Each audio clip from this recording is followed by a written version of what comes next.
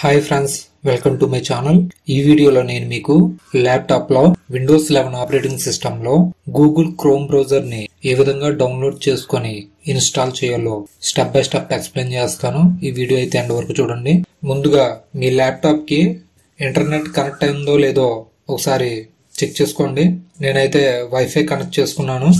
Windows 8, Windows 10, Windows 11 operating system లో Microsoft edge అనే internet browser ఒకటి డిఫాల్ట్ గా ఇస్తారు. ఈ బ్రౌజర్ డెస్క్టాప్ మీద గానీ టాస్క్ బార్ లో గానీ పిన్ చేసి ఉంటుంది. ఈ మైక్రోసాఫ్ట్ ఎడ్జ్ అనే బ్రౌజర్ కనిపించకపోతే టాస్క్ బార్ లో ఉన్న సెర్చ్ బాక్స్ లో ఎడ్జ్ అని టైప్ చేయండి. ఇందులో ఇక్కడ కనిపిస్తున్న మైక్రోసాఫ్ట్ ఎడ్జ్ పై క్లిక్ చేయండి. ఈ విధంగా అయితే ఓపెన్ అవుతుంది. ఈ సెర్చ్ బార్ లో డౌన్లోడ్ గూగుల్ క్రోమ్ అని టైప్ చేసి ఎంటర్ చేయండి.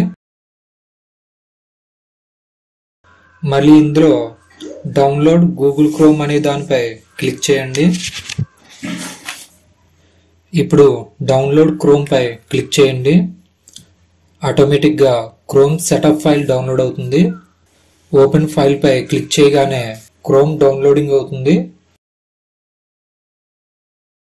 డౌన్లోడ్ అయిన తర్వాత ఆటోమేటిక్ గా ఇన్స్టాల్ కూడా అయిపోతుంది. ఇన్స్టాల్ కంప్లీట్ అయ్యాక క్రోమ్ బ్రౌజర్ ఈ విధంగా ఓపెన్ అవుతుంది. డెస్క్టాప్ మీద క్రోమ్ బ్రౌజర్ ఐకాన్ కూడా క్రియేట్ అయి కనిపిస్తుంది. ఇక్కడ సైన్ ఇన్ అని అడుగుతుంది. సైన్ ఇన్ అవ్వాలి అనుకుంటే సైన్ ఇన్ అవ్వండి. నేనైతే సైన్ ఇన్ అవ్వడం లేదు. డోంట్ సైన్ ఇన్ పై క్లిక్ చేస్తున్నాను.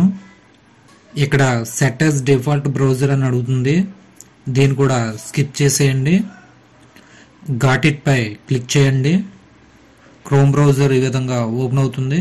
ఈ విధంగా గూగుల్ క్రోమ్ బ్రౌజర్ ని ల్యాప్టాప్ లో విండోస్ 11 ఆపరేటింగ్ సిస్టమ్ లో డౌన్లోడ్ చేసుకుని ఇన్స్టాల్ చేసుకోవచ్చు. ల్యాప్టాప్ బేసిక్స్ పార్ట్ 12 వీడియోతో మళ్ళీ కలుసుకుందాం. ఈ వీడియో కనుక మీకు ఉపయోగపడింది అనుకుంటే లైక్ చేయండి, షేర్ చేయండి, కామెంట్ చేయండి. ఇలాంటి మరిన్ని వీడియోస్ కోసం మన ఛానల్ ను సబ్స్క్రైబ్ చేసుకోండి. Thanks for watching.